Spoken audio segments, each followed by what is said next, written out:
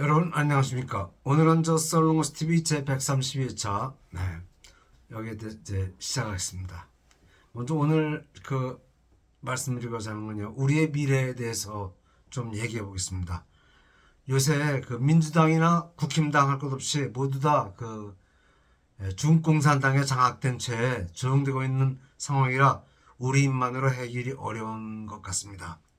우리의 싸움 상대는 궁극적으로 신빈과 CCP라고 생각이 들어요.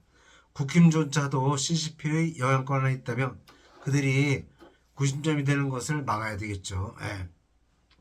그것은 자진해서 중국에 속이 되었다는 것이니까 정신 바짝 차릴 것 같아요.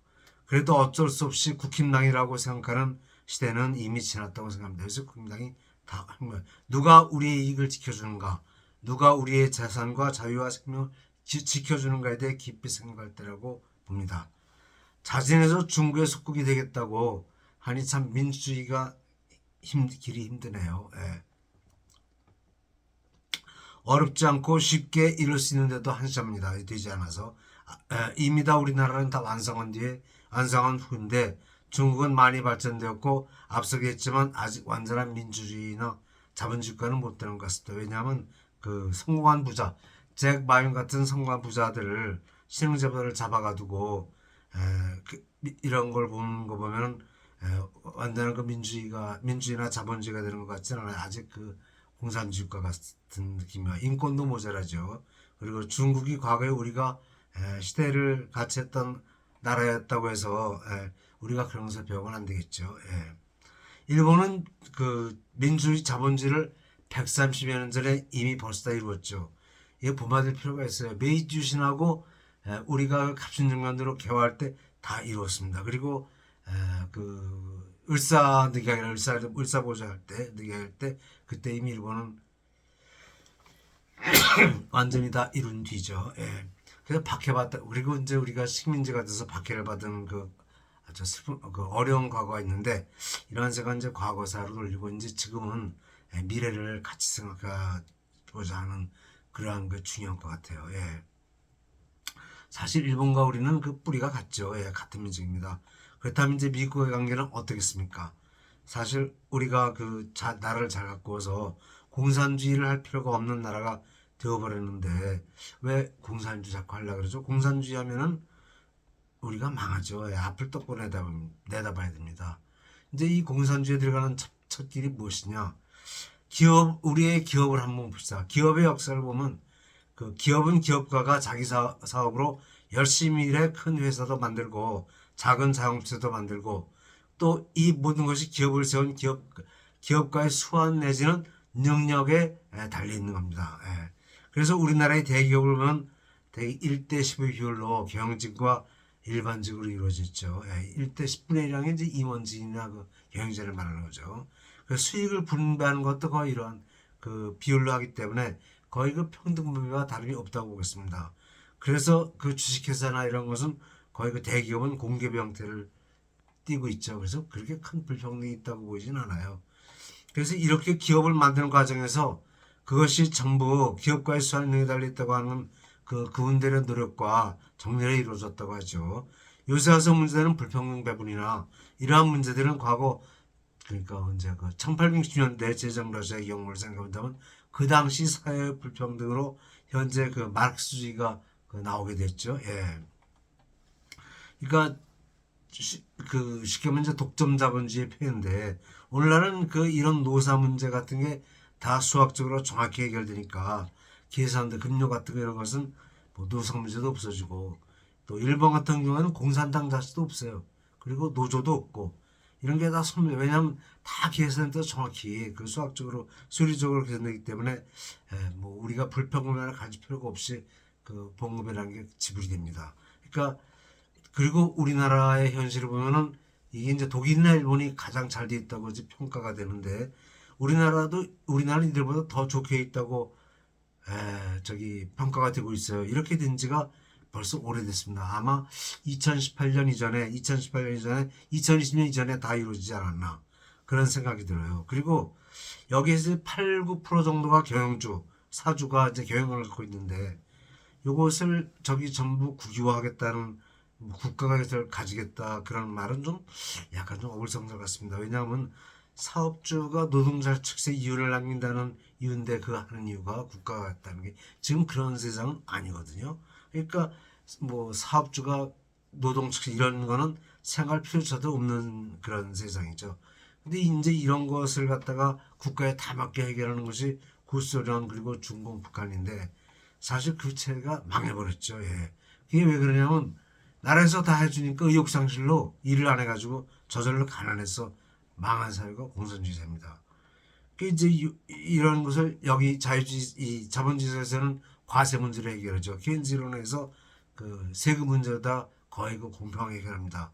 그래가지고 현대는 이걸 너무 잘해가지고 아주 그 좋은 그 잘 사는 사회를 만들어 가고 있어요. 그래서 그 국가가 이런 것을 관리한다는 게 오히려 그 개인의 자기 능력으로 이룩한 것을 망가뜨리는 그러한 그 말하자면 개인의 능력을 도둑질해가는 그런 결과가 나옵니다.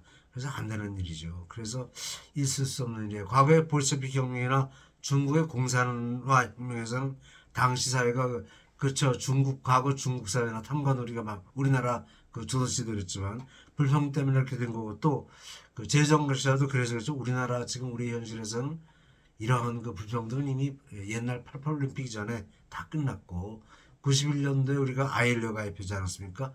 그래서 그때 이미 다 해결된 뒤가 돼서 우리는 참 그 사회가 좋게 되었다고 볼 수 있어요. 그래서 이러한 것을 생각한다면 그 재벌을 이러한 것을 이룩한 그 재벌을 탓한 이유는 없을 것 같습니다. 그래서 또 그렇게 사업을 그렇게 벌린 그 사람들의 능력도 업적도 인정해주고 또 정치가가 감히 그것을 이렇게 해야겠다. 그것도 어떻게 보면 비양심적이고 비도덕적인 일 같이 보입니다. 왜냐하면 그 정부가 기업이 그런 것을 그 저기 사실 기업들이 하다 보면 어려운 일을 하는 정부가 그걸 잘 도와줘서 하면 좋은데 그런 것이 우리나라는 과거 그 박 대통령 시절에는 박통께서는 이것을 잘 뒤를 그 정정 회장이나 김우중 씨나 이런 그 저기 재벌들을 뒤를 잘 들어가서 우리나라가 경제 발전 아주 급격하게 했는데 요새서는 그들을 저기 자꾸 이렇게 비난하는 그런 이게 있어가지고 이거는 좀 좋지 않은 것 같아 보입니다. 그래서 이런 것을 다 국유화해서 한다. 이거는 이제 좀 우리가 볼 때는 그 망상적 공산주의자들의 뭐그 저기 얘기. 그러니까 제정 러시아 때 그 뭡니까 뭐 아나키스트라든가 그 소련이 탄생한 이유가 이제 그거죠. 고르바초프 시대에서 근데 그러한 소련이 고르바초프 시대에 와서 멸망해서 없어졌는데 이것을 다시 우리나라에서 다시 한다. 그러니까 이건 좀 뭐가 잘못돼도 한참 잘못된 걸로 보입니다. 예. 그래서 그 지금 지나간 날을 생각하면 윤석열 대통령께서 기염소포를 하셨을 때 국힘과 군 모두가 합쳐가지고 지지해서고 저기 이런 것을 했었는데 이걸 제각각 했다는 게 명령체계도 위반이고 말도 안 되는 얘기가 된 것 같아요. 국힘 군 모두 그 지금 뭐 일벌백계 수준급 아닙니까? 그래서 국힘에서 계속 반동과 배신이 나오는 게 좀 안 되는 것 같아 보여요. 근데 이제 우리가 이러한 것을 보면 옛날에 우리가 참 가난했습니다. 그래서 똑같이 거지같이 사는 것은 가난하지만 똑같이 거부로 살기는 어렵죠. 예. 6.29 우리나라는 세계에서 가장 가난한 나라였고 국민소득은 거의 제로에 가까웠어요. 50달러가 조금 넘었대요. 그리고 식량과 연료를 미국에서 다 대줬습니다.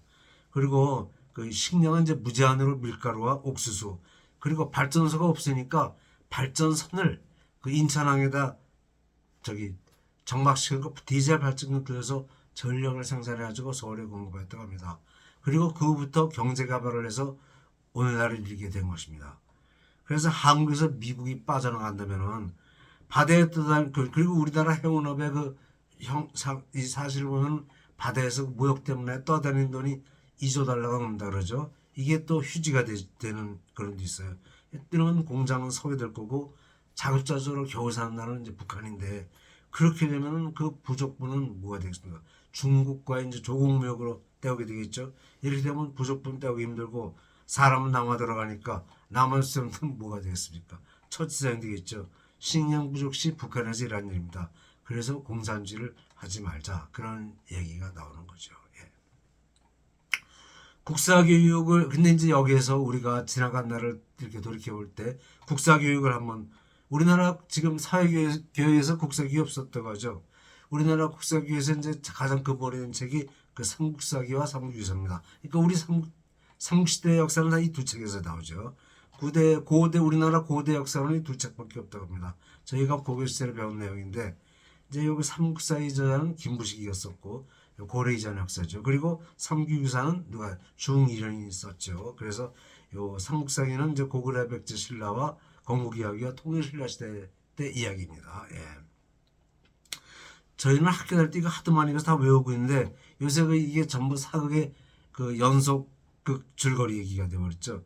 저희 학생 시절에 이걸 다 외우고 그랬어요. 다 외우고 그런데 요새 고려 이후의 국사도 다 붙였어요. 조선조도 다 외웠었는데 그리고 또 삼국유사는 그 일상의 그 전래되는 얘기로 주로 국어교과서에 실려 있었죠. 뭐 서동요라든가 선화공주 이야기, 바보금달, 평강공주 이야기 등등 또 진해망매가 처형과 이렇게 형찰과 이두로 이제 그 있다는 거.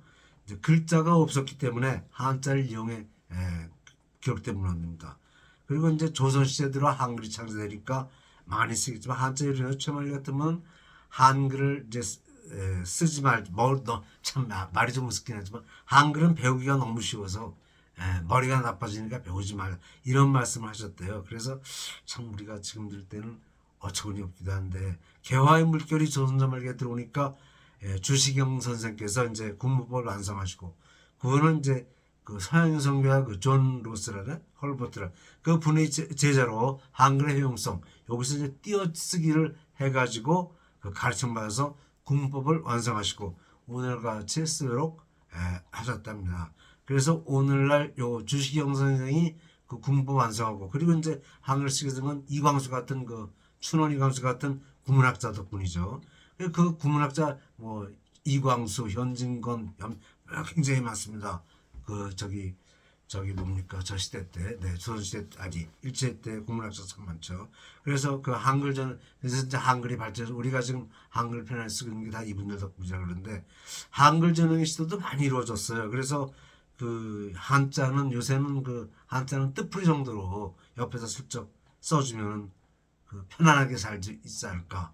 박태용 시절에 강제로 해봤는데 이제 그래도 이제 이 풀어쓰기가 너무 힘들어서 다시 돌아갔지만 그래도 지금 거의 한글 전형이나 마찬가지죠. 예.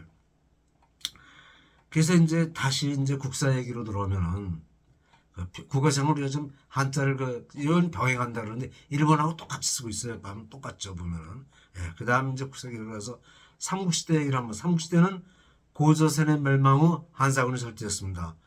고구려는 이들을 모두 내쫓아버리고 여기다 광대한 영토의 제국을 세우는데 그 다음에 이제 여기 백제가 또 그 밑에 백제는 고구려의 동생이 중홍의 동생이 세웠죠. 온조왕이. 그래서 이제 그 백제가 발전해 백제는 왕이나 아직기가 든 분이 이제 그 일본에다 왜라고 불렀죠. 일본 그때 왜라고 불렀어요. 왜 이제 많은 문화물을 제공했죠. 그래서 이제 오늘날 일본은 그 백제로부터 물려받고 백제가 멸망하는데 일본으로 가서 백제문서 연속이 되어 있다고 하죠. 예. 근데 이 삼국시대에는 중국의 영향이 거의 없었어요. 불교가 고구려와 신라에 전파되었고, 그 이제 결국 이 삼국은 중국의 침공으로 말미암아 이제 고구려 멸망하고 백제가 멸망하고, 그래서 요게 서기 610년에 백제가 멸망하고 668년에 고구려 멸망하고 신라는 통일신라로 조그마한 그 나라가 되었죠. 예. 오늘날의 일본은 백제와 고구려가 그 이제 저기 섬으로 도망가서 생긴 나라죠. 그 일본을 그래서 이제 일본이라는 그 말을 뜻이 보면 일본은 해이군은 아닙니까 해이군은. 네. 우리나라 조선은 해 뜨는 나라. 갈문 뜻이 비슷하죠. 예. 국기도 뭐 우리 태극문양 일본은 이제 태양 일장기. 예. 그래서 저기 사실 보면 그 우리의 그 민족의 그 언어가 같고 언어가 이제 유사하죠. 예. 문법이 같습니다. 그래서 이제 사실 근데 우리가 일제 강점기를 거쳐서 해방되고 공산주의 때문에 이제 우리가 요새 다시 좋아지고 있죠. 다 사실 그 참 사이가 좋아지는 건 좋다고 보겠습니다. 예. 그 다음에 이제 이 국사기후 부실하는 게 참 문제인데요. 단기로 이제 올해가 4359년입니다. 그리고 우리 단군 할아버지께서 나라를 세우시니까 4459년이 지났습니다. 이 긴 역사를 흐려하면 안 되죠. 예. 저희 때는 그 초등학교 6학년 그리고 중고등학교 6년, 그 12년 동안 국사를 매번 배우고 있는데, 제가 그 요새 와서 그 식민사관이 뭐 예, 동국공정 해가지고 국사를 소홀히 하는 경향이 있는데, 이거 좀 다시 역사관도 바로잡고 똑바로 배워야겠습니다. 마음이 몹시 아파요. 그래서 자라는 신세대들에게 국사를 자세하고 확실하게 가르쳐 주어야 되지 않겠나 그런 생각이 듭니다. 그리고 이제 우리 미래의 모습을 보면 이재명 대통령이 그 미군 중심의 유엔 그 반공연합권 체제를 거부함으로 대한민국을 북중러 핵무장 침략을 이렇게 되면 이제 우리가 핵무장 침략을 막을 수 없죠. 또 저들의 포위망에 갇히니까 미국이 대신해주지 않을까. 동해남해를 통한 군수 밀수공은 불가능하게 되죠. 예. 대륙형은 사실 공산합니다. 가명과 굶주림이 오죠. 예. 그 다음에 종간전쟁이죠. 그 프로레타리아트와 그 부르주아의 전쟁 다 죽게 되겠죠. 이 뻔한 그림을 사람들이 프로그램이 뻔해요. 6.25 때도 그랬고 지금 늘 그래요. 이것을 빨리 이해하고 정신 좀 바짝 차렸으면 좋겠어요. 그래서 우리가 통일을 한다면 우리가 통일해야 돼요. 통일하려면. 그래서 이제 독일처럼 그럼 다음에 만주를 잡고 한일만 하나가 큰 나라를 고대복도 가능하다면 큰 나라가 되겠죠. 근데 그 지도를 그려보니까 일제강점기하고 똑같은 지도가 만들어지네요. 근데 여기에 미국이 들어오고 사실 미국이 일본을 이겨서 그렇게 됐으니까 그래서 이제 이렇게 되면 뭐 남북미 대륙까지 이렇게 뭐 우리 그 한민족이 이 단군 자손이 퍼진 걸 보면은 저 아메리카 대륙도 다 우리하고 같은 그 형제국이 돼요. 세계화 이제 겨우 세계화인데 세계화 지금 실패했죠. 예.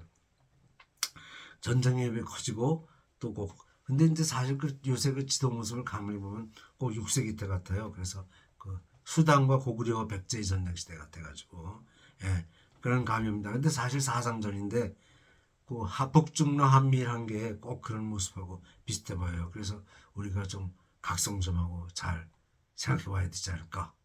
마음을 단단히 먹고 철저하게 나라를 지켜야 되지 않나 그런 생각이 듭니다. 예 오늘 여기까지만 합니다. 많이 구독 좀 해주시고 예, 많이 읽어봐 주시기 바랍니다. 예, 감사합니다.